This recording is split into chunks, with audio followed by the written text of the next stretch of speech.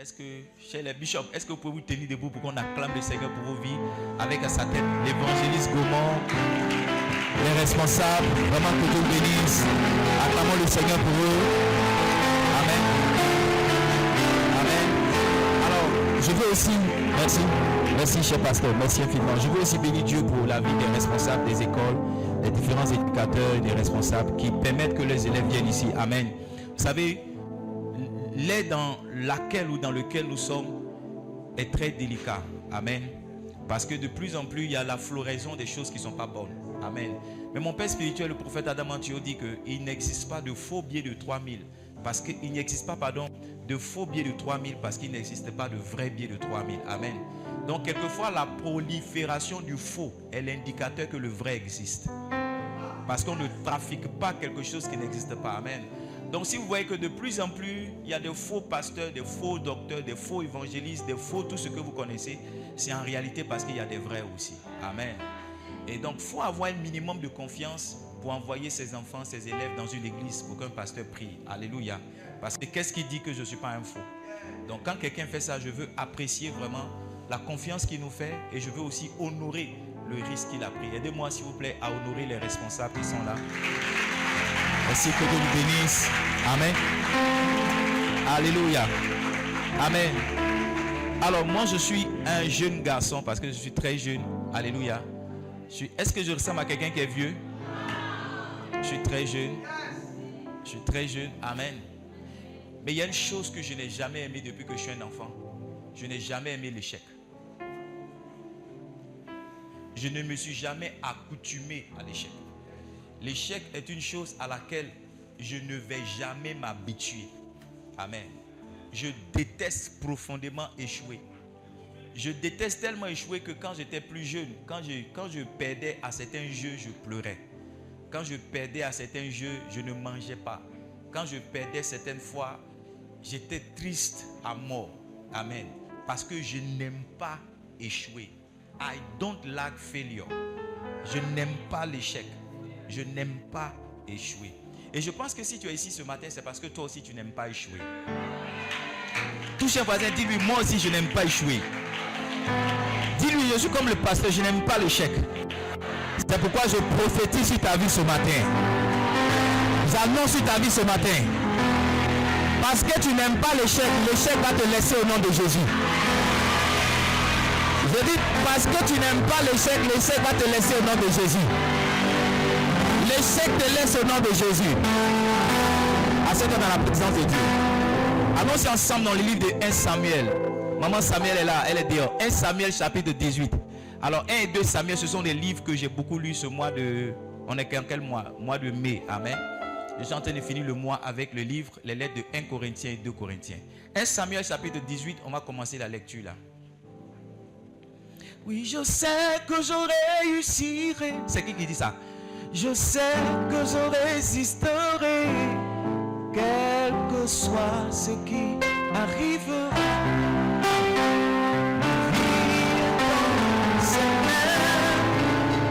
Quel que soit ce qui arrivera. 1 Samuel 18. 1 Samuel 18. Ok. David avait achevé de parler à Saül. Et dès lors, l'âme de Jonathan fut attachée à l'âme de David. Et Jonathan l'aima comme son âme. On va lire jusqu'au verset 5. Let's go, please. Next verse.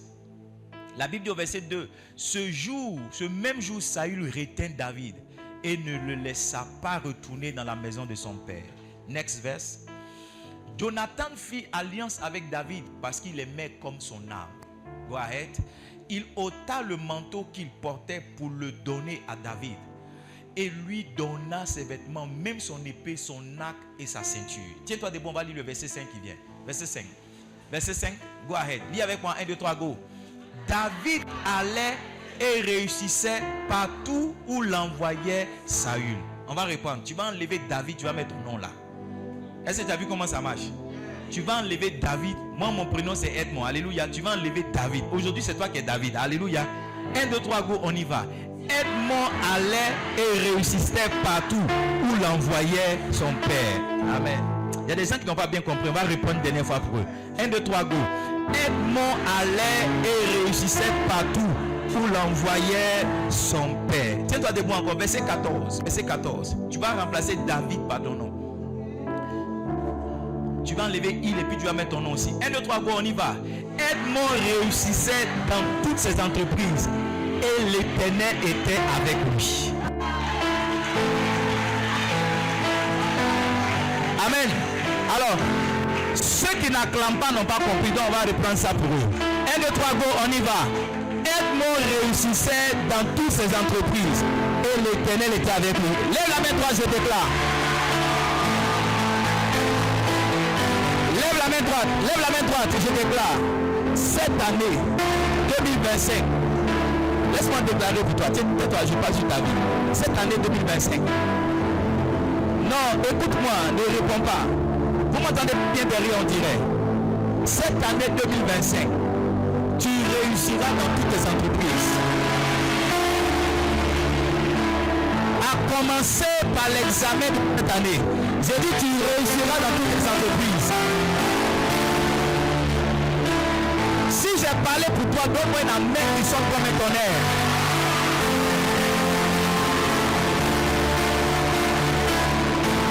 Alléluia. Assieds-toi. Je n'aime pas l'échec comme j'étais en train de dire, mais j'aime plutôt le succès. J'aime la réussite. J'aime avoir du succès. J'aime réussir dans ce que je fais. Yes. Depuis que je suis un gamin, j'aime réussir. Je n'aime pas échouer. Je veux partager avec toi très rapidement 7 avantages du succès. 7 avantages de la réussite. Le premier avantage, lorsque tu réussis, on te met à la tête. On te met où ça? Yes. 1 Samuel 18, le verset 5 dit, il dit David réussissait partout où l'envoyait Saül. Il dit, et il fut mis par Saül à la tête des gens de guerre. Il y a certaines classes, c'est le premier qui est le chef de classe. Hein? Il y a certaines classes, je pense que c'est de plus en plus fréquent. Le chef, ce n'est pas celui qui a le gros bras, ce n'est pas celui qui a plus de supporters, mais le chef, c'est comment? C'est le premier. Ça veut dire que chaque fois qu'un homme réussit quelque part, il est qualifié pour connaître une promotion. Tu dois aimer le succès parce que le succès te qualifie pour une promotion. Le succès te qualifie pour une élévation. Sur cette terre, on élève et on ne promeut que des gens qui ont du succès. Jamais on ne donne la coupe à celui qui n'a pas gagné. Jamais on ne donne la couronne à celle qui n'a pas gagné. Jamais on ne donne le trophée à celui qui n'a pas gagné. Pour avoir le trophée, pour être à la tête, tu dois réussir. Donc si tu me poses la question, pasteur, pourquoi est-ce que tu veux forcément que je réussisse? Tu dois réussir parce que la réussite, le succès, envoie un homme à la tête. C'est par le succès qu'on connaît la promotion. On ne promeut jamais les médiocres. On ne promeut que les gens qui sont excellents. Retenez ça dans la vie. Si vous êtes médiocre, vous ne connaîtrez jamais de promotion. Peu importe le temps que vous avez passé quelque part. Les hommes disent que ce n'est pas avec le temps qu'un morceau de bois devient caïman. C'est faux. Un caïman est un caïman par la naissance. Parce qu'il y a un sang de caïman en lui. Donc, vous pouvez être longtemps en classe de terminale. Mais si vous ne réussissez pas, on ne vous donnera jamais le succès. Parce que vous faites pitié. Never. Amen. Le deuxième avantage du succès, c'est que le succès vous donne la faveur et la considération des hommes. Yes. Le succès vous donne la faveur et la considération des hommes. Vous savez, si vous êtes dans une famille avec plusieurs enfants, vous allez voir que quand vous ne travaillez pas bien, c'est difficile pour vous d'avoir la faveur de vos parents. Les parents se penchent toujours vers celui qui apporte de bons résultats, peu importe le rang qu'il occupe. Tu peux être l'aîné, mais si tu ne fous rien, tu auras l'impression que tes parents aiment plus ton petit frère que toi. Tu peux être le troisième, tu peux être le dernier, penser que tu es le préféré. Mais si tu es le dernier en classe, on va donner la place du préféré à quelqu'un de tes frères ou à quelqu'une de tes soeurs. Alléluia. Regardez très bien ce que j'ai lu dans 1 Samuel chapitre 18 verset 16. 1 Samuel 18 verset 16. 1 Samuel 18 verset 16. La Bible dit, mais tout Israël et tout Juda aimaient David. Pourquoi? Parce qu'il sortait et rentrait à la tête. Parce qu'il sortait et rentrait à leur tête. Tu vois, on aimait David en Israël parce que c'était un homme qui réussissait dans chacune de ses batailles. Jamais vous n'obtiendrez la considération et la faveur des hommes si vous n'êtes pas quelqu'un qui réussissait dans ce qu'il fait, qui réussit dans ce qu'il fait.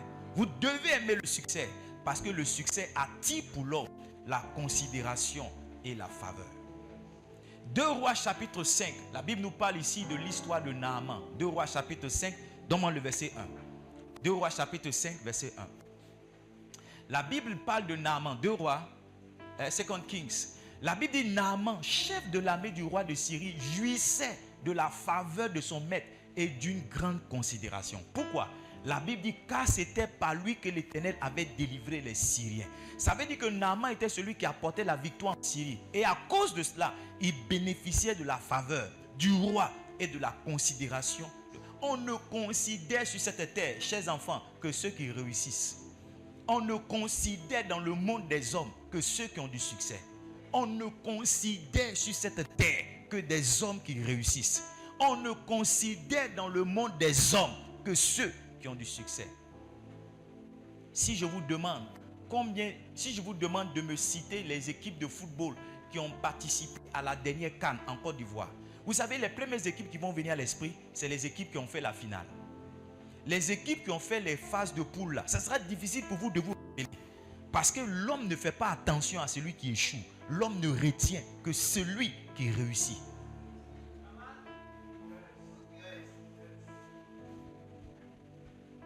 On va vous oublier dans vos écoles parce que vous allez échouer. Je ne parle pas pour vous, je parle pour ceux qui ne sont pas là. Mais on va se rappeler de vous dans vos écoles. Pourquoi? Parce que vous réussissez. Je suis allé une fois dans une des écoles de mes enfants et j'ai bénéficié d'une grande considération. Parce qu'un des responsables m'a dit, vos enfants ont fait la classe ici depuis qu'ils sont petits. Et on connaît leurs résultats. Chaque année, vous êtes ici pour prendre des prix d'excellence. Et moi qui étais un monsieur mal habillé, gêné, je bénéficiais d'une grande considération. Parce que le succès envoie toujours la considération, le respect et la faveur. On ne va pas te respecter sur cette terre parce que tu as agi. On va te respecter parce que tu as réussi quelque chose. On ne va pas te respecter. Tu vois, le tigre ne crie pas sa tigritude. Le lion n'a pas besoin de dire que je suis un lion. Tu n'as pas besoin de dire que je suis fort. Faites attention à moi. Il suffit de présenter tes résultats et la considération que tu veux va t'accompagner. Yes. Cette année, tu seras considéré parce que tu réussiras au nom de Jésus. Cette année, tu seras favorisé parce que tu réussiras au nom de Jésus. Si je parle de toi, donne-moi un meilleur amen.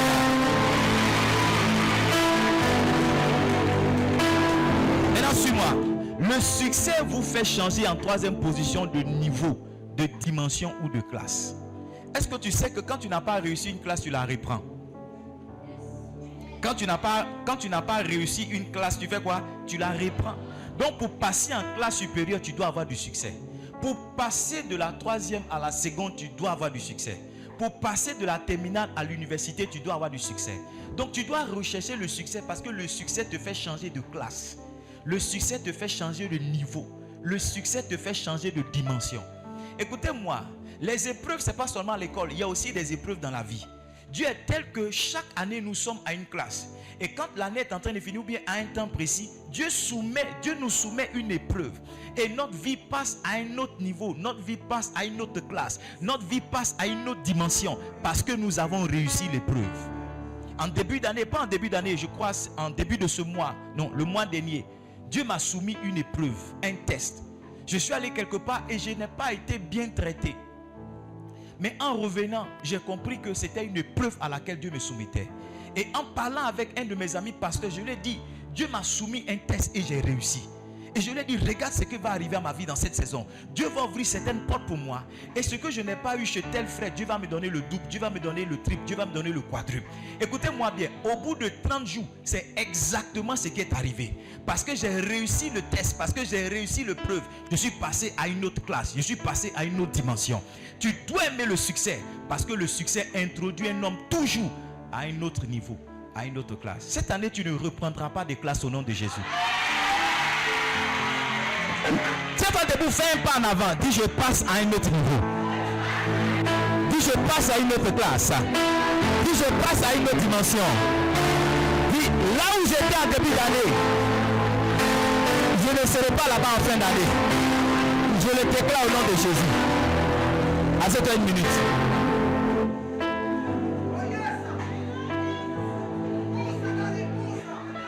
C'est bien mon fils.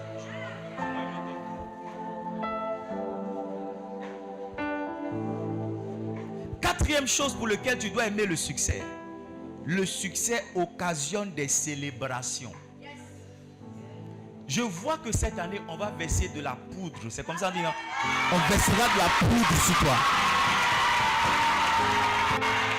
Amen. Car il faut me trouver une boîte de poudre. Parce que je vais prier avec la poudre. Alléluia. Voilà. Je ne vais pas verser de l'huile sur vous. Je vais verser la poudre. Amen. Je vais célébrer votre succès en avance. Je vais poser l'action qu'on va poser sur vous au bout de quelques semaines. Donc, trouvez-moi de la poudre. Yeah. Le succès occasionne toujours de grandes célébrations. Yes. 1 Samuel chapitre 18. Donne-moi le verset 6. 1 Samuel 18 verset 6. Quelqu'un est béni d'être là? Don't mind, fais pas attention à la chaleur. Amen. Fais pas attention à la chaleur. 1 Samuel 18 verset 6. La Bible dit que comme il revenait lors du retour de David, après qu'il eut tué le Philistin, on parle de Goliath, les femmes sortirent. Regarde, ce que je décris ici, c'est exactement ce qui va t'arriver aussi. La Bible dit, les femmes sortirent de toutes les villes d'Israël. C'est comme ça, toi aussi, tes tantes vont sortir de la maison. Tes soeurs vont sortir de la maison. Aïe, aïe, aïe, aïe, aïe, aïe, aïe, aïe, aïe, aïe, aïe, aïe, aïe, aïe, aïe, aïe. Regarde, la Bible dit, en chantant et en dansant. C'est comme ça chez toi aussi, les gens vont sortir en chantant et en dansant. Yes. La Bible dit, au son des tambourins et des triangles, en poussant des cris de joie. C'est comme ça ils vont pousser des cris de joie pour toi. Yeah. Yes. C'est comme ça ils vont pousser des cris de joie pour toi. Verset 7. Give me next verse.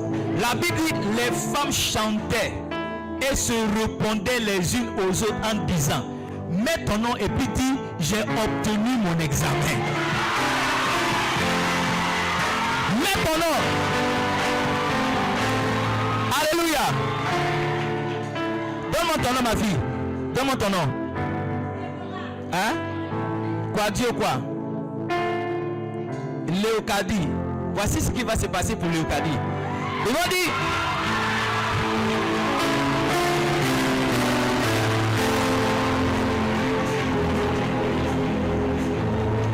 Léocadie a eu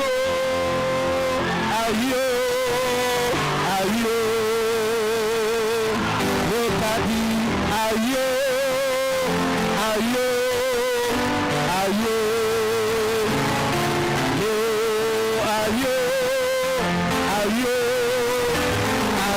Regarde, alléluia. C'est comme, je suis en train de te dire, quand tu vas rentrer, je vous ai dit que le succès entraîne de grandes célébrations. Quand tu vas rentrer, on va dire, tu t'appelles comment mon garçon? Hein? 16 quoi? 16, las, meles, kebes. Ils vont dire, kebes, aïe.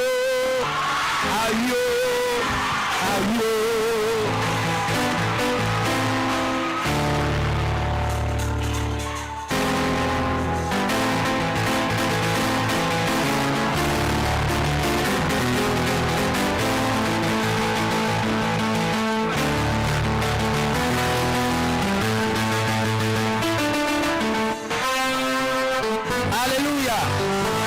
Cette année, tu auras ton examen au nom de Jésus. Le succès entraîne de grandes célébrations. Yes. Le succès entraîne quoi? De grandes célébrations. Quand un homme réussit, on le célèbre. Quand tu réussis certaines choses, on te célèbre. On te célèbre. Cette année, tu seras célébré au nom de Jésus. Amen. La cinquième chose que le succès entraîne, le succès vous donne des opportunités. 1 Samuel chapitre 18, verset 17. Vous savez, David était un jeune berger en Israël. Mais quand il est parvenu à tuer Goliath, on a présenté à David des opportunités. La première opportunité, on a dit à David, regarde, parce que tu as renversé Goliath, tu seras le gendre du roi. Donc son niveau de célibat, le célibat s'est arrêté parce qu'il a eu la proposition de marier la fille du roi. Le roi a dit à David, je te donnerai de grandes richesses. Il a même dit, j'affranchirai ta famille des impôts. Donc chaque fois que vous réussissez quelque chose, de nouvelles opportunités vous sont présentées. On ne te donnera jamais l'opportunité de rentrer dans une université si tu n'as pas réussi au baccalauréat. Est-ce que tu me comprends?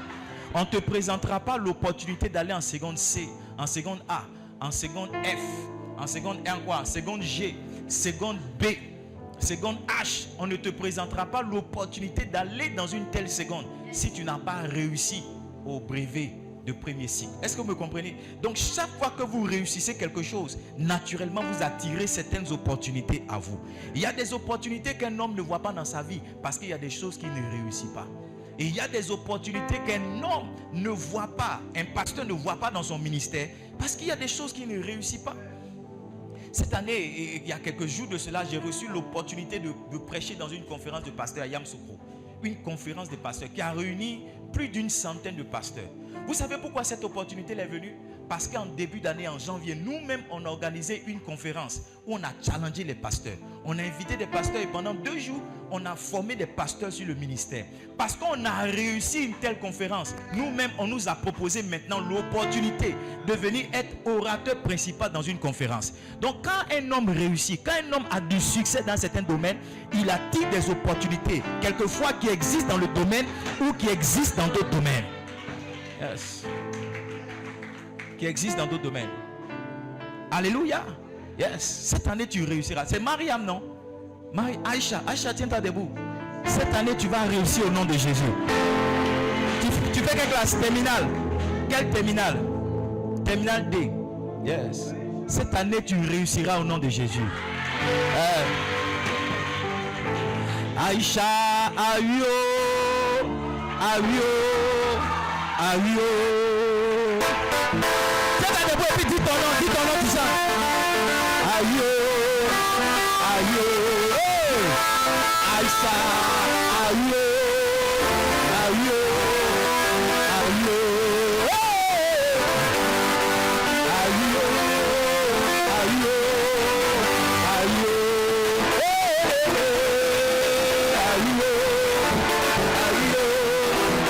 Alléluia. Alléluia. Touche mes voisins, dis-lui j'ai déjà eu. Alléluia. 1 Samuel 18. La Bible dit que Saül dit à David, hey, attends, il faut appeler Pierre quand il va s'asseoir sur la batterie. Saül dit à David, voici je te donnerai pour femme ma fille aînée, Mérab. 5 mois seulement avec vaillance et soutiens les guerres de l'Éternel. Or Saül se disait, je ne veux pas mettre la main sur lui, mais que la main des Philistins soit sur lui. Donc voyez-vous, David a eu l'opportunité d'avoir une femme parce qu'il a réussi à renverser Goliath. Amen. 6e chose que le succès crée. Le succès te rend célèbre.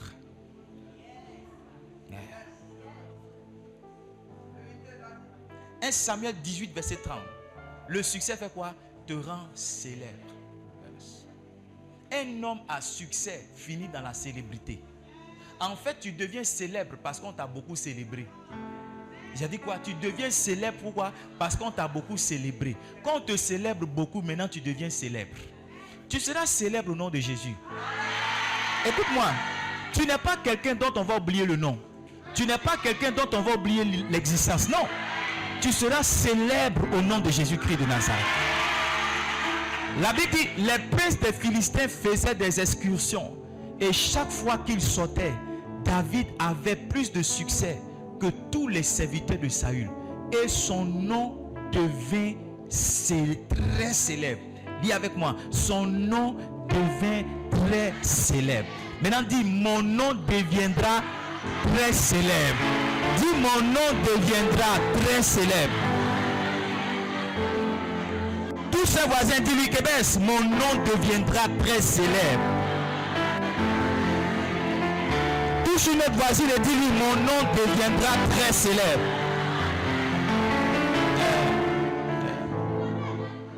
Il y a certains endroits, quand tu vas rentrer, quand tu vas arriver là-bas, on va te reconnaître. Yes. Il y a 1 an ou 2 ans, je suis descendu de l'avion. Excusez-moi, mais pipi me serrait. Je courais dans les toilettes, il y a un gars qui m'a arrêté. Il dit, pasteur, hein, je vous suis sur les réseaux sociaux. Vraiment, ce que vous prêchez, ça me touche. J'ai dit dans mon cœur, mon gars, laisse-moi être délivré. Yes. Il n'y a pas longtemps, on est parti manger dans un nouveau coin. Ma femme dit, elle connaît un nouveau coin. Un nouveau coin. On est parti avec les enfants. Un coin caché. C'est un lungo. C'est un crèfrayero. Un coin très caché. Mais dès qu'on est arrivé là-bas, il y a une dame qui nous a accueillis. Quand j'ai dit bonjour madame, elle dit bonjour papa. J'ai dit bonjour ma fille, ça va, comment tu t'appelles? Quand quelqu'un m'appelle papa, ça veut dire qu'il m'a reconnu comme pasteur. Tu vois, il va arriver à ta vie, tu ne pourras pas te cacher.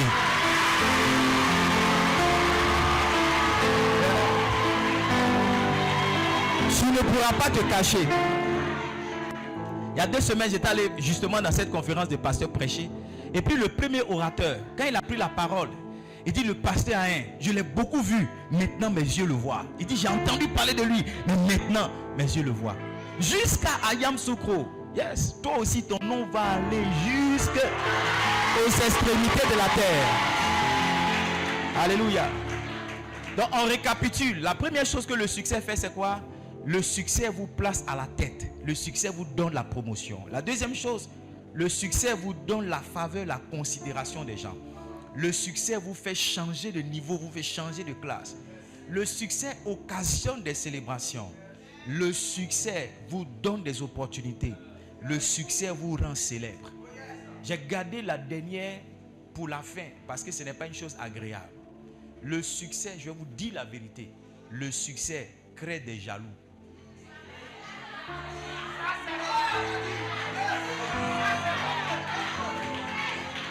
Le succès engendre des sorciers. Écoutez mes enfants, vous allez penser que tout le monde est votre ami jusqu'à ce qu'un jour vous réussissez quelque chose. En fait, mon message, suivez-moi bien, mon message c'est pour vous exciter au succès, à la réussite, mais en même temps, vous présenter les bons et le seul mauvais côté du succès. Le seul mauvais du côté du succès, c'est que quand un homme réussit, il suscite de la haine quelquefois vis-à-vis auprès de ses frères. Je vais vous dire la vérité, je suis pasteur. Même parmi nous les pasteurs, ce que je dis existe. Vous marchez avec un ami pasteur et puis un jour, vous avez une invitation à prêcher quelque part où votre frère n'est jamais arrivé. Ou bien votre église commence à avoir une couleur, une configuration que son église n'a pas. Vous commencez à avoir un impact qu'il n'a pas. Vous commencez à écrire des livres qu'il n'écrit pas. Vous commencez à faire des chansons qu'il ne fait pas. Vous commencez à avoir des dizaines de milliers de vues sur les réseaux sociaux qu'il n'a pas. Le pasteur que vous pensez qui a un bon cœur là, quelque chose rentre en lui. Et il commence à raconter à gauche et à droite que si vous faites ça, que si vous réussissez ça, c'est pas parce que Dieu est avec vous, hein. C'est parce que vous utilisez quelque chose. Et que chaque fois quand vous parlez, vous dites que vous êtes parti au Ghana. Là. Au Ghana, là, c'est ce que vous êtes parti prendre. Quand vous parlez que vous dites que vous êtes parti au Nigeria, là, c'est ce que vous êtes parti prendre. Alléluia. J'ai été invité une fois à prêcher à Yamsoko dans l'église d'un de mes frères. Et voici ce qu'un pasteur l'a appelé pour lui dire. Un pasteur l'a appelé depuis Dabou. Et il lui a dit ceci. Est-ce que tu connais Ain? Il dit, qu'est-ce que tu veux dire par là? Il dit, tu invites les gens que tu ne connais pas. Comment tu peux inviter un pasteur que tu ne connais pas? Il dit, mais qu'est-ce que tu veux dire? Et puis le pasteur lui a dit, on est tous à Dabou ici. On se connaît. On a vu comment son église a commencé. Devant nous, il a commencé l'église là. Ça n'a même pas fait 3 ans. Tu commences déjà à l'inviter. Ça veut dire qu'il y a quelque chose qui n'est pas de Dieu. Écoutez-moi bien. Les gens prennent leur vie, ils estiment que là où ils n'ont pas réussi, vous n'êtes pas censé réussir. Il y a des gens dans votre famille, parce qu'ils ne sont pas arrivés en classe de terminale, ils sont en train de lutter pour que vous échouiez en terminale. Suivez-moi bien. Tout à l'heure, on va s'attaquer à eux. Tout à l'heure, on va s'attaquer à eux. Il y a des gens qui n'ont pas dépassé la classe de 4e. Et vous, vous êtes en train d'arriver en classe de 3e. Toute leur prière, c'est que vous vous arrêtez là. Vous savez pourquoi? Vous savez pourquoi? Écoutez-moi.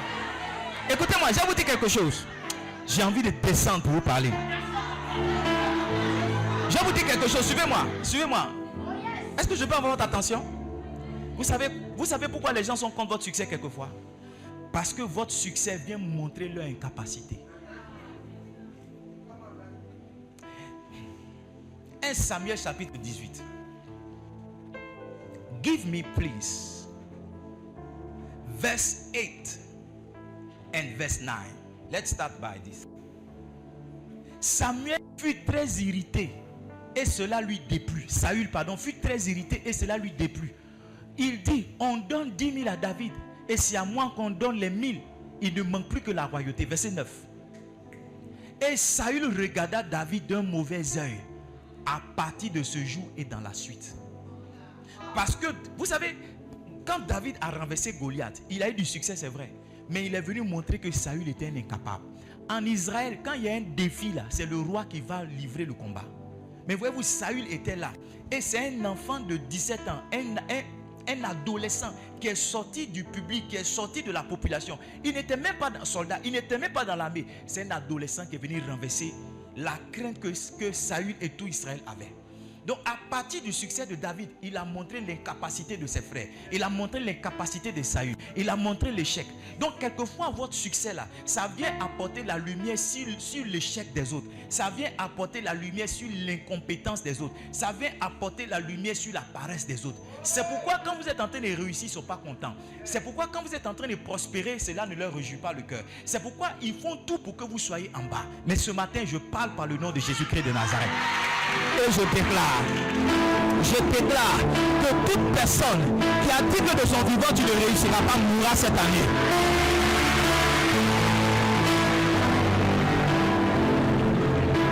Je dis que toute personne qui a dit que de son vivant tu ne vas pas réussir cette année, cette année elle va mourir au nom de Jésus.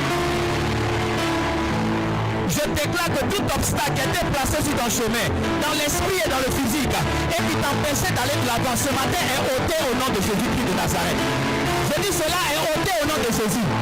Écoute-moi, toute limite qu'on avait placée à ta vie, qui a dit que toi tu ne vas pas dépasser la classe de 3e, qui a dit que tu ne vas pas dépasser la classe de terminale, je parle par la prophétie, je viens comme un prophète de Dieu, par le nom puissant de Jésus, par le feu du Seigneur, et je pousse cette limite au nom de Jésus. Je dis je pousse cette limite au nom de Jésus. Et je déclare que cette année tu réussiras. Cette année tu réussiras. Cette année tu réussiras. Si je parle de toi, quand ton amène sonne comme un tonnerre. Assieds-toi dans la présence de Dieu.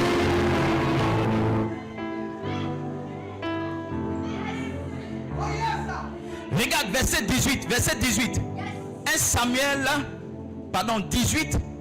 Donne-moi le verset 15. Le verset 15 et le verset 29. Saül, voyant qu'il réussissait toujours, avait peur de lui. Quand tu réussis toujours, tu finis par susciter la crainte, la peur dans le camp de tes amis. Je vais vous raconter une histoire. Qui est mon histoire? Quand j'ai fini l'école, j'étais en CDD dans une entreprise. Je travaillais, un CDD, c'est un contrat à durée déterminée. Donc j'avais un contrat d'1 an qui était renouvelable. Et pendant que j'étais dans ce contrat-là, j'ai appris un lundi qu'il y avait une entreprise d'assurance qui faisait un recrutement. Parce que j'ai d'abord eu un DUT en assurance. Donc, je me suis pointé à ce recrutement-là pour voir ce dont il était question. Quand j'arrive là, je trouve les gens de ma promotion. Les gens avec qui j'ai fait le DUT à l'INP. Ils sont là, ils ne m'ont pas dit qu'on recrutait. Donc, ils se sont cachés pour venir faire le test. J'ai vu aussi 2 ou 3 ingénieurs que je connaissais à l'école. Donc, quand je suis venu, ils m'ont dit non, c'est fini. On a déjà fait l'entretien, on a déjà fait le test psychotechnique, c'est fini. C'est fini, il faut partir chez toi. J'ai dit pourquoi? Donc je suis monté au secrétariat. Et j'ai dit à la secrétaire, je m'excuse, mais je viens d'arriver. J'ai appris ce matin même qu'il y a un recrutement. Donc la secrétaire m'a dit, asseyez-vous monsieur. Elle m'a donné le test psychotechnique. J'ai fait le test psychotechnique. J'ai donné ma feuille. Je suis descendu rejoindre mes amis qui étaient là. Il restait maintenant la partie entretien avec le directeur des ressources humaines, avec la directrice technique. Et puis je crois qu'il y avait... Non, c'était les deux. Et quand j'étais à l'école avec mes amis, chaque fois que mes amis sont quelque part, c'est comme ça que je les salue. The winner is back. The winner is back, ça veut dire que le gagnant est de retour. Quand je les salue, je dis the winner is back. Donc je leur ai dit encore, the winner is back. Est-ce que vous me suivez? Je suis resté dans le rang, on a fait le test. Ils ont fait le test, je suis passé le dernier. Quand je suis arrivé pour faire mon test, mon entretien, la dame a pris la parole. Elle m'a dit, bonjour monsieur, présentez-vous. Je me suis présenté. Elle m'a posé cette question, 2 questions, je ne vais jamais oublier ça. Elle m'a dit, est-ce que vous maîtrisez Excel? J'ai dit, oui, Excel, ça va, je maîtrise Excel. Elle dit, vous connaissez les tableaux croisés? J'ai dit, les tableaux croisés, je ne sais pas trop. Et je lui ai dit, j'apprends vite.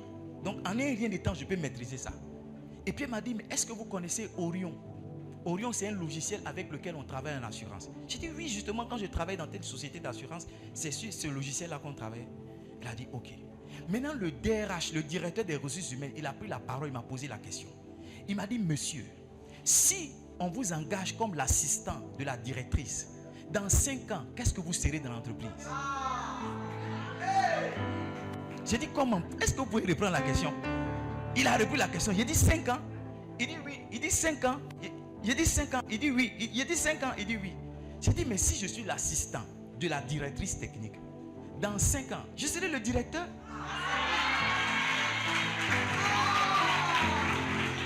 Suis-moi bien. La directrice a dit, en plus, il est prétentieux. Mais quand ils ont fini de faire les délibérés là, c'est moi qu'ils ont appelé pour faire le travail. Le point de mon histoire, c'était quoi? Le point de mon histoire, c'était quoi? Le point de mon histoire, c'était que quand mes amis m'ont vu, ils ont eu peur. Ils ont compris que si c'est pour faire entretien, parler là, lui là, il va prendre la place. Donc quand tu réussis, tu commences à susciter la peur. Tu commences à susciter la crainte. Ça va plus loin, tu commences à susciter la jalousie et la haine. C'est pourquoi tu fais bien de venir à l'église. C'est pourquoi tu fais bien de venir confier ta vie au Seigneur. Parce que pendant que toi tu es à l'église, il y a des gens qui sont quelque part d'autre, en train de remuer les colas et les coris, en train de mettre certains noms, certains articles dans des canaries. Parce qu'il y a un attachement qu'ils sont en train de faire. Mais je prie pour toi au nom de Jésus. La Bible dit qu'aucune divination ne prévaudra contre Jacob. C'est pourquoi je déclare qu'aucun maraboutage ne va réussir sur ta vie au nom de Jésus. Maintenant, pasteur, comment je fais pour réussir cette année? Qu'est-ce que ça intéresse? Je vais partager avec vous 2 clés de succès. Et puis on va prier. Amen. Amen. C'est pas une bonne nouvelle? La première clé que je partage avec vous, suivez-moi très bien. Je le dis à mes enfants. Le succès, c'est la manifestation de la grâce de Dieu. J'ai été à l'école comme vous. Yeah. Yes. J'ai vu qu'à l'école, on ne réussit pas parce qu'on est simplement intelligent. Quand je faisais le bac, notre première de classe, elle avait 14 de moyenne. Mon épouse est là, on était dans la même classe. Quand on est parti prendre nos résultats, elle a échoué. Donc, avoir la moyenne d'orientation, c'est une chose. Tu comprends? Avoir la moyenne de classe, c'est une chose. Mais avoir la moyenne d'orientation, c'est une autre chose. Tu peux avoir 15 et puis à l'examen, tu vas avoir Lyon. Alléluia. On peut même te donner un sujet que tu as déjà traité et puis à l'examen, tu vas voir Lyon devant toi. Donc, il y a une partie spirituelle dans le succès de tout homme. Et cette partie spirituelle n'appartient qu'à Dieu. En Ecclésiaste chapitre 9, le verset 11. Please put it up. Ecclésiaste chapitre 9, verset 11. Il dit, j'ai encore vu sous le soleil que la course n'est pas aux agiles, ni la guerre aux vaillants, ni le pain aux sages, ni la richesse aux intelligents, ni la faveur aux savants. Il dit, car tout dépend pour eux des temps et des circonstances. Si les circonstances et les temps ne te sont pas favorables, tu ne réussiras pas. Tu peux avoir bien bossé et le premier jour de l'examen, un palu va te terrasser. Tu peux avoir maîtrisé tous les cours de sciences physiques, de sciences naturelles, de SVT, tout. Et puis le même jour de l'examen, il y a des crampes qui vont te tenir à terre. La Bible dit dans le livre de Daniel au chapitre 2, le verset 20 au verset 21, la Bible dit que Dieu qu'on sert, c'est lui le maître des temps et des circonstances. Ça veut dire que c'est Dieu qui rend les circonstances favorables. Est-ce que tu sais que tu peux aller à l'oral et le professeur qui n'aime pas ta tête, c'est lui qui te prendra à l'oral? Je te pose la question, est-ce que tu es sûr que tu vas avoir une bonne note? Est-ce que tu sais que tu peux être en train de rédiger ton examen et puis ton voisin de derrière mais de devant est en train de tricher? Et parce que ton visage ne plaît pas au surveillant, il peut dire que tu es en train de tricher et le tricheur qu'on veut te prendre. Donc il y a beaucoup de choses qui peuvent justifier que tu échoues. Il y a beaucoup de choses qui peuvent rentrer en ligne de compte qui vont faire que ton examen, quoi que tu te sois bien préparé, quoi que tu sois intelligent, ça va quand même pas réussir. Et il y a beaucoup de personnes qui sont dans ce cas-là. Des élèves brillants mais qui ne vont pas loin. Des élèves assez brillants mais qui sont limités. Des élèves extraordinaires mais qui ne vont pas loin dans la vie. Quand j'étais tout jeune, j'avais un cousin, son nom c'est Herman. On était des enfants à l'école primaire et à l'époque, nos grands frères, ils portaient bleu-blanc les samedis. Donc nous, on rêvait d'aller au collège pour porter bleu-blanc. On rêvait d'aller au collège pour porter kaki. Et mon cousin là, chaque jour, il partait. Mon frère et moi, on avait beaucoup d'admiration pour lui. Et puis Dieu a fait grâce, on a voyagé, on est parti à l'intérieur du pays, on est parti vivre. Et puis une année, mon papa dit non, allons-y en vacances dans le village de ma mère. Quand on va en vacances dans le village de ma mère, on découvre que notre cousin là, qu'on admirait il y a des années de cela, il s'est arrêté en classe de 4e. Et mon frère et moi, on n'a pas pu s'expliquer. Mais il était intelligent. C'est pas maintenant, on a le CP à 93 points ou bien à 97 points, on va au collège. À l'époque de nos grands frères, il fallait avoir 120 points. Il fallait avoir 130 points avant de rentrer au collège. Et ce frère-là, il a passé ce cap. Mais voyez-vous, arrivé en classe de 4e, la sorcellerie et la puissance des ténèbres l'ont maintenu au village. Jusqu'à aujourd'hui, quelquefois, il m'appelle boss. Moi, son petit frère m'appelle boss. Il me demande 2000, il me demande 3000, il me demande 4000. L'intelligence ne suffit pas pour réussir. Connaître les leçons par cœur, ça ne suffit pas pour réussir. Il faut que Dieu place son pied dans ton affaire. Il faut que Dieu intervienne dans ta situation pour que le succès soit calé. Hein?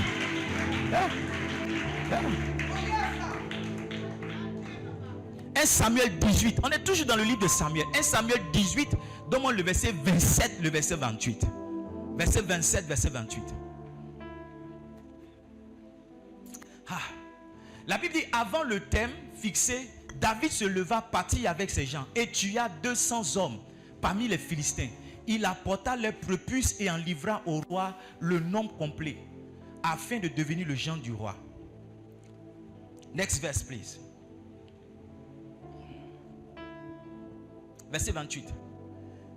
La Bible dit, lis avec moi s'il te plaît. Saül vit et comprit que l'Éternel était avec David. Donc Saül a compris que le succès que David avait là, ce n'était pas simplement parce qu'il était fort. Ce n'était pas simplement parce qu'il avait l'habitude de tuer les ours et les lions. Il a observé que derrière ce que David faisait, il y avait la même puissance de Dieu. Dans Genèse chapitre 39, on voit la même chose avec Joseph. Genèse chapitre 39, on lit à partir du verset 1. Vous allez voir que lorsque Potiphar a pris Joseph comme esclave, il y a quelque chose qu'il a observé chez Joseph. La Bible dit qu'on fit descendre Joseph en Égypte et Potiphar, officier de Pharaon, chef des gardes égyptiens, l'acheta des Ismaélites, qui l'y avait fait descendre. Next verse, please. La Bible dit l'Éternel fut avec lui. L'Éternel sera avec toi cette année. La Bible dit et la prospérité l'accompagna. La prospérité ici, là, le thème hébreu qui définit prospérité, ça veut dire succès. Ça veut dire que parce que l'Éternel était avec Joseph, il réussissait dans ce qu'il faisait.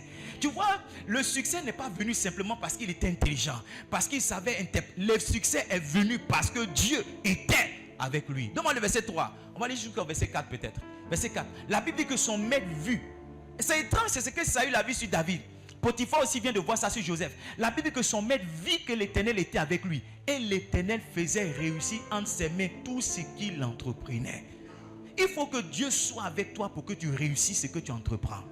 Les gars, le développement personnel, c'est une bonne chose. Moi-même, je lis des livres sur le développement personnel. Je suis en train de lire un livre qui s'appelle La petite éloge sur la responsabilité.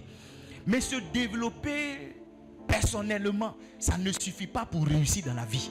Parce qu'il y a certains obstacles qui sont spirituels. Il y a certains challenges qui sont spirituels. Il y a certaines épreuves qui sont spirituelles. Et si vous n'avez pas l'entité des entités spirituelles avec vous, vous échouerez. Quand bien même vous êtes développé personnellement. Je ne sais pas si je me fais comprendre ce matin.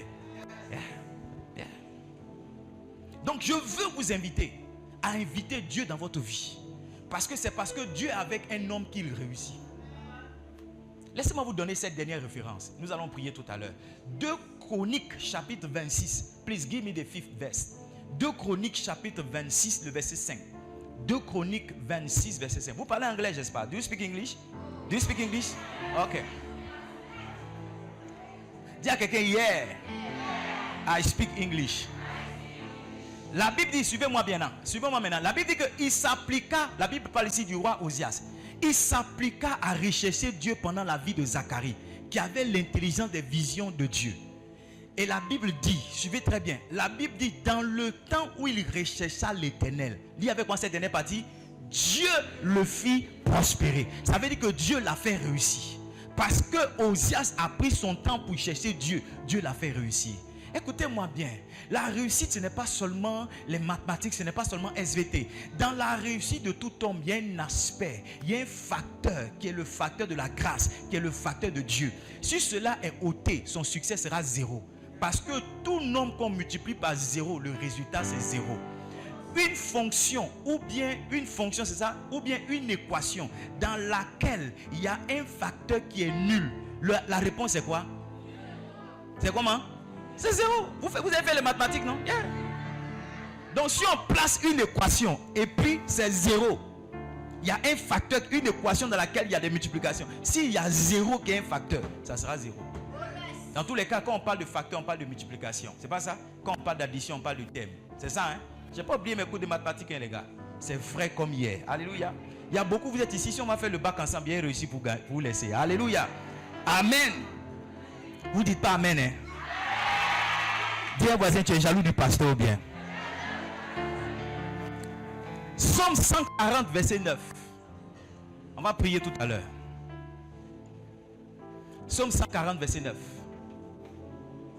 Je suis en train de vous enseigner une première clé. C'est celle-là d'inviter Dieu cette année dans votre examen. Qui est venu avec son bic bleu? Je vais prier sur les bics. Amen. Si tu n'as pas envoyé ton bic, ce n'est pas grave. Mais ce que tu as porté, c'est ce que tu as porté pour aller à l'examen, non? Hein? C'est pas grave. Suis-moi, suis-moi. Suis-moi, c'est qu'on va faire. Suis-moi, c'est qu'on va faire tout à l'heure. Tout à l'heure, je vais prier. Si tu n'as pas de bic bleu, peut-être que tu as ton kaki. Si tu n'as pas ton kaki, peut-être que tu vas partir à l'examen ton sac. Maintenant, si tu n'as rien de tout ça, quelque chose que tu as apporté aujourd'hui là, il faut prendre ça pour aller à l'examen. Amen. Donc si c'est un foulard, que tu as attaché pour venir, il faut attacher le même foulard pour partir. Alléluia. Est-ce que je peux prêcher? Donne-moi le verset qui suit. Non, le verset qui vient, le verset que tu as donné tout à l'heure, reviens dessus. Ensuite à l'écran, la Bible dit que l'Éternel n'accomplit pas les désirs du méchant, ne laisse pas réussir ses projets, de peur qu'il ne s'en glorifie. Donc voyez-vous, c'est Dieu qui définit qui réussit, c'est Dieu qui définit qui échoue. Mais cette année, Dieu va définir que tu réussisses au nom de Jésus. Maintenant, voici la dernière clé que je partage avec vous. Voici la dernière clé que je veux partager avec vous. La dernière clé que je veux partager avec vous se trouve dans le livre de Néhémie. Néhémie chapitre 6, donne-moi le verset 15. Néhémie chapitre 6, verset 15. Néhémie chapitre 6, verset 15. Yeah. C'est en train de monter. Néhémie chapitre 6, verset 15. Mon fils, concentre-toi pour jouer. Le Saint-Esprit veut faire un travail. La Bible dit que la muraille fut achevée le 25e jour du mois d'Élul, en 52 jours. Donc, le peuple d'Israël est parvenu à reconstruire les murailles en 52 jours. Est-ce que vous avez lu le passage avec moi? Maintenant, je vais vous montrer une des clés qui a valu qu'il réussisse ça. Donne-moi maintenant Néhémie chapitre 4, le verset 6. Néhémie chapitre 4, verset 6. Néhémie chapitre 4, verset 6. Put it up, please. La Bible dit que nous rebâtîmes la muraille qui fut partout achevée jusqu'à la moitié de sa hauteur. Lis la dernière partie avec moi. 1, 2, 3, go. Et le peuple prit à cœur ce travail. Une clé qui permet à un homme de réussir, c'est de prendre à cœur ce qu'il fait. Une clé qui permet à quelqu'un de réussir, c'est de prendre à cœur ce qu'il fait. Il y a beaucoup d'entre vous, vous partez à l'école parce que vos parents vous y ont mis. Vous partez à l'école parce que vos amis y sont. Vous partez à l'école parce que pour vous c'est la mode. Vous partez à l'école parce que vous ne voulez pas vous ennuyer. Mais en réalité, si on fouille dans votre cœur, vous n'avez pas d'intérêt, de considération, d'importance que vous avez attaché à la notion d'aller à l'école. Quand nous on était plus jeunes, on nous a fait comprendre que c'est vrai, que si on ne partait pas à l'école et qu'on ne réussissait pas, on n'allait pas avoir d'avenir sur cette terre, on n'allait pas avoir de place sous le soleil. Et c'est la vérité. Il n'y a personne aujourd'hui, même s'il est arrivé sans avoir de diplôme, il va retourner à l'école pour essayer d'apprendre à lire et écrire. Parce que l'école est la voie par excellence pour qu'un homme puisse avoir une place sous le soleil. Donc nous on a pris à cœur le fait d'aller à l'école parce que c'était pour nous la voie exclusive pour réussir et pour s'affirmer. C'était compliqué quelquefois, mais on a continué de croire, on a continué de s'attacher. Et même quand nos noms ne sont pas sortis quelquefois après la proclamation des résultats, on est retourné encore sur le banc de l'école parce que pour nous c'était la seule voie qui nous était présentée pour qu'on puisse réussir. Chers enfants, de plus en plus je constate que l'école ne vous dit plus absolument rien. Il y a d'autres personnes qui sont devenues des modèles pour vous et les réseaux sociaux ne vous ont pas aidé. Des gens qui ont pris certains raccourcis et qui souvent se présentent sur les réseaux sociaux avec l'argent. Ils vous donnent l'impression que c'est leur vie qui est le modèle. C'est absolument faux. Quand on était plus petit, les ministres qui étaient des ministres, c'était des gens qui avaient une grande carrière scolaire, une grande carrière professionnelle, une grande carrière estudiantine. Aujourd'hui, le modèle qu'on vous présente, c'est des gens qui ont fait la guerre à gauche. C'est des gens qui ont pris des armes à droite et qui sont venus à la tête de quelque chose simplement en tuant d'autres personnes. Ceci n'est pas le modèle parce que la saison est en train de venir, elle est déjà arrivée où le modèle va changer. Ceux qui veulent accéder à la tête par les armes ne seront absolument rien. Et ceux qui sont en train de faire l'apologie de la médiocrité ne deviendront absolument rien. Il faut que vous mettez dans votre cœur que l'école est la voie où vous devez réussir. N'allez pas simplement parce que c'est la mode. N'allez pas simplement parce que vos amis le sont. Mettez le fait d'aller à l'école quelque chose de très important. Attachez un intérêt au fait d'aller à l'école. Parce que demain, vous serez où vous serez à cause de l'école, des bancs que vous aurez fréquentés. La vie ne fait pas de cadeaux aux hommes médiocres. La vie ne fait pas de cadeaux aux femmes médiocres. Écoutez-moi bien, si vous ne prenez pas à cœur l'école aujourd'hui, dans 10 ans, vous allez voir vos amis d'aujourd'hui, vous allez vous cacher. Dans 20 ans, vous les verrez, vous changerez de route. Parce que pendant que vos amis seront dans de grosses voitures, vous serez quelque part là en train de broyer le noir. Et vous aurez honte de dire que je suis telle personne. Est-ce que tu te rappelles de moi? Est-ce que vous savez la question qu'on se pose quand on se retrouve 10 ans après? Est-ce que vous savez la question qu'on se pose quand on se retrouve 20 ans après? On se demande qu'est-ce que tu deviens? Qu'est-ce que tu deviens? Qu'est-ce que tu deviens? Quand ton ami te posera la question 10 ans après ici, 20 ans après ici, dis-lui, je suis en train de devenir un homme d'impact. Dis-lui, je suis en train de devenir un directeur. Dis-lui, je suis en train de devenir un ingénieur. Dis-lui, je suis en train de créer telle entreprise. Ne lui dis pas, après la classe de terminale, mon papa est mort, donc j'ai arrêté les cours. Après la classe de seconde, ma maman est décédée. Mes parents n'ont plus voulu payer l'école pour moi. C'est faux. Si tu as, écoute-moi, toute chose que vous mettez dans le cœur, Dieu dispose de la provision pour cela. Toute chose que vous prenez à cœur, Dieu vous donne les moyens pour l'accomplir. S'il n'y a personne pour payer ton école, Dieu va susciter un inconnu pour payer ton école. Si tu veux vraiment aller à l'école, qu'il n'y a personne pour payer ton école, Dieu va amener dans ta vie quelqu'un que tu ne connais pas, ou quelqu'un que tu connais de loin, qui va dire ma fille, je prends en charge ta scolarité. Je vais m'assurer que tu arrives jusqu'au terme. Aujourd'hui, de moins en moins de personnes prennent à cœur l'école. Prendre à cœur quelque chose, c'est quoi? C'est lui attaché de l'intérêt. L'apôtre Paul écrit à l'église de Philippiens. Philippiens le chapitre 2. Est-ce qu'on peut lire Philippiens? Je vais prier pour toi tout à l'heure. Philippiens chapitre 2. Donne-moi le verset 19 au verset 22. Mon fils, joue. La note que tu joues est prophétique. Quelque chose est en train de rentrer dans cette salle progressivement. Philippiens chapitre 2, verset 19. La Bible dit, j'espère dans le Seigneur Jésus-Christ vous envoyer bientôt Edmond, afin d'être encouragé moi-même en apprenant ce qui vous concerne. Next verse, please. Il dit, car je n'ai personne ici qui partage mes sentiments. Lisez la dernière partie avec moi. Pour prendre sincèrement à cœur votre situation. Maintenant, regardez le verset 21, vous allez comprendre ce que ça veut dire prendre à cœur. Il dit, tous en effet cherchent leurs propres intérêts et non ceux de Christ. Quand quelqu'un a à cœur quelque chose, ça veut dire qu'il a placé de l'intérêt dans cette chose. Tu sais pourquoi tu dois prendre tes études à cœur? Parce que toute chose qu'on prend à cœur on définit du temps. On sait trouver du temps pour se consacrer à cette chose. Quand quelque chose est important pour toi, tu sais trouver du temps pour elle. Tu sais trouver du temps pour lui. Quand quelqu'un te dit je n'ai pas le temps, il est en train de dire que tu n'es pas important pour moi.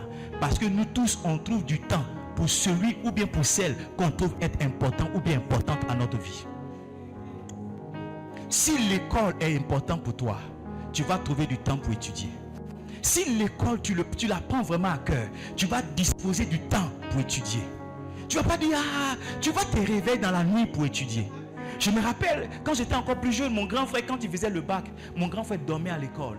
Il pouvait aller à l'école lundi pour ne revenir que le jeudi.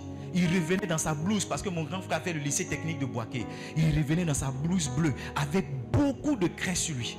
Moi, mon frère, il le bac une seule fois, parce que Dieu honore toujours le sacrifice des gens. Il y a une chose que Dieu récompense, ce sont les sacrifices. Et quand quelqu'un a quelque chose à cœur, il sait se sacrifier pour cette chose. Il sait se consacrer pour cette chose. Il sait mettre à côté les plaisirs. Il sait mettre à côté les réseaux sociaux. Il sait mettre à côté son téléphone. Il sait mettre à côté les femmes. Il sait mettre à côté les hommes. Il sait mettre à côté les sorties pour se consacrer à la chose qui est vraiment dans son cœur. Quand c'est garçon qui est dans ton cœur, tu te consacres à garçon. Quand c'est femme qui est dans ton cœur, tu te consacres à femme. Tout homme se consacre naturellement à ce qui est dans son cœur.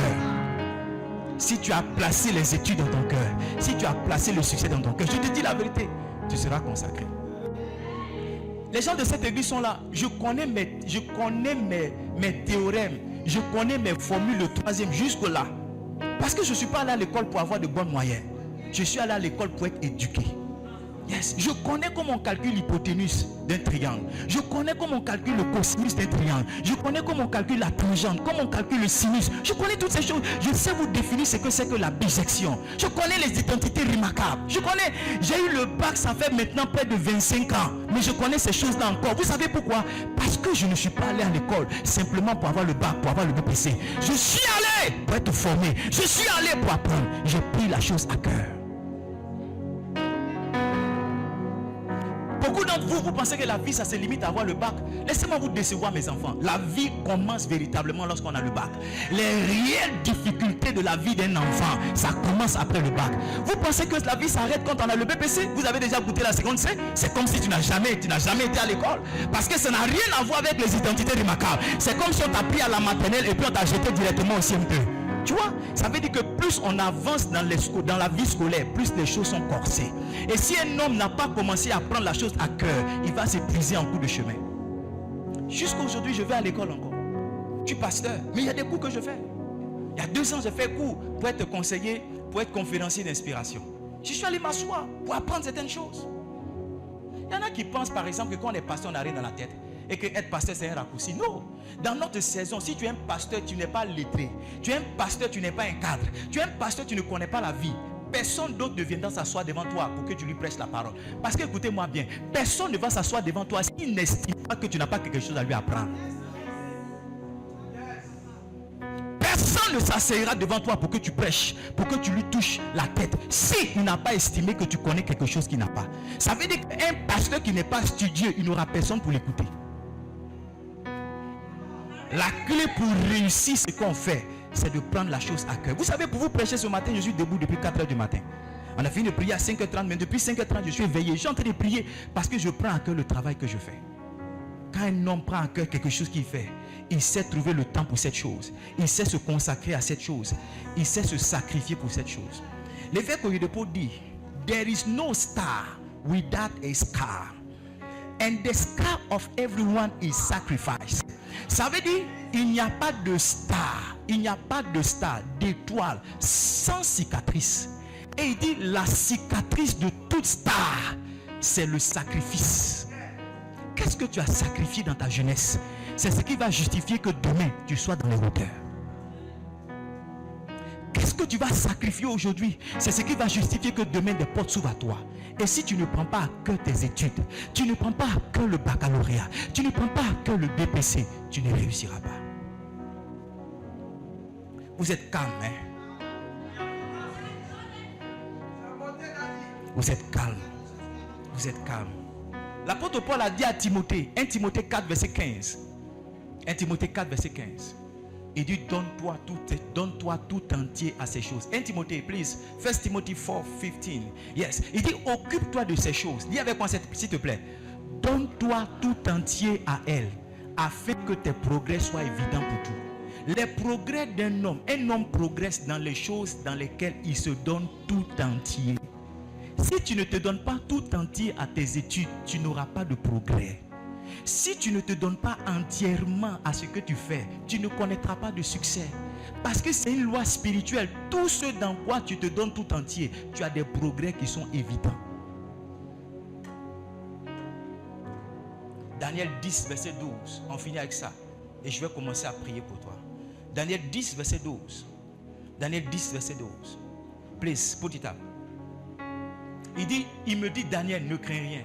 Car dès le premier jour où tu as eu à cœur de comprendre et de t'humilier devant ton Dieu, tes paroles ont été entendues. Et c'est à cause de tes paroles que je viens.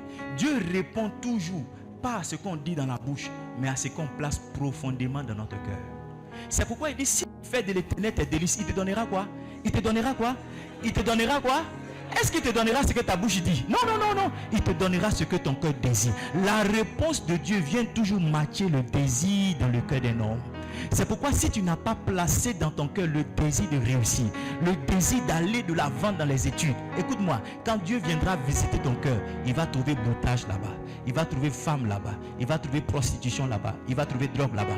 Et si Dieu trouve ces choses là-bas, il ne pourra pas te faire aller de l'avant. Écoute-moi, Dieu a sa partition dans le succès de tout homme. Mais l'homme aussi a sa responsabilité qu'il doit assumer dans le succès que Dieu lui donne. Dieu ne viendra pas écrire l'examen à ta place. Dieu ne viendra pas bosser à ta place. Ta responsabilité, c'est de prendre à cœur tes études. À partir de maintenant, t'engager pleinement. Sacrifier, payer le prix qu'il faut pour que tu réussisses demain. La bonne nouvelle est ceci. Quand tu vas réussir, tu auras la maison que tu veux. J'ai marié ma voisine de terminale. Oui, la fille dont tu es fan là. Quand tu vas avoir du travail, tu iras la chercher pour dire qu'on était en terminale, il était fan de toi. Mais je voulais me concentrer sur mes études. Je voulais me concentrer sur ma vie. Maintenant, j'ai eu mon travail. Est-ce que tu veux être ma femme? Elle va te dire oui. Mais tu vois, si tu veux te marier alors que c'est le temps d'étudier, tu vas avoir des enfants et tu échoueras. Si tu veux te marier alors que c'est le temps d'étudier, tu vas avoir des enfants et ta vie s'arrêtera. Mais si tu te concentres sur la chose à faire maintenant, qui est celle d'aller à l'école, tu réussiras. Et la vie que tu voudras avoir, tu l'auras. Quand on était tout petit, mon papa ne voulait pas qu'on ait des animaux chez nous. Il ne voulait pas qu'on ait des chats, qu'on ait des chiots, des chiens. Quand on envoyait des chiots, il les faisait retourner. L'une des premières choses que j'ai achetées quand j'ai eu ma propre maison, c'est un chien que j'ai amené. Parce que maintenant, je suis chez moi. Personne ne va me dire, mais on ne veut pas chien ici. Personne ne va me dire, Edmond, tu es parti où? Tu rentres à quelle heure? Tu vois, je suis chez moi maintenant. Mais pour avoir chez moi aujourd'hui, il a fallu qu'à un moment, je prenne mes études à cœur. Que je me consacre, que je me donne entièrement. Aujourd'hui, le temps seul éprouve nos choix, le temps éprouve nos décisions. Tu sauras que tu prends une bonne décision aujourd'hui avec le temps dans 10 ans, dans 15 ans. La décision que tu prends de ne pas aller à l'école, c'est dans 10 ans que ça va te parler. La décision que tu prends d'arrêter l'école maintenant, c'est dans 15 ans que tu sauras si c'est une bonne décision ou pas. Pour ne pas que dans 15 ans, tu aies la tête comme ça. Ou que tu vois tes amis, que tu te retournes comme si tu riais dans ton téléphone, comme s'il y avait quelque chose. Le temps, la chose à faire maintenant, c'est de prendre à cœur tes études. Je suis venu vous dire que Dieu vous aime, mais je ne serai pas un bon pasteur si je ne vous ai pas dit que dans votre succès, vous avez votre responsabilité à assumer. Beaucoup pensent que l'église c'est un raccourci. Ils viennent s'asseoir, le pasteur va me toucher, je vais réussir. Je vais te toucher 1000 fois. Mais si tu ne prends pas tes études à cœur, tu échoueras. Je vais verser huile sur toi 1000 fois. Je vais verser poudre sur toi 10 000 fois. Mais si tu n'étudies pas, tu échoueras. Dieu peut te faire miracle. Il peut te faire grâce cette saison. Mais Dieu ne peut pas, tu vois, Dieu peut pas continuer de te lever si tu ne pratiques pas ce qu'il a mis en place. Parce que Dieu est un Dieu légaliste. Il a mis en place des principes et des lois. C'est l'obéissance à ces principes et à ces lois-là qui nous permet d'aller de l'avant. Tiens-toi debout, on va prier ensemble.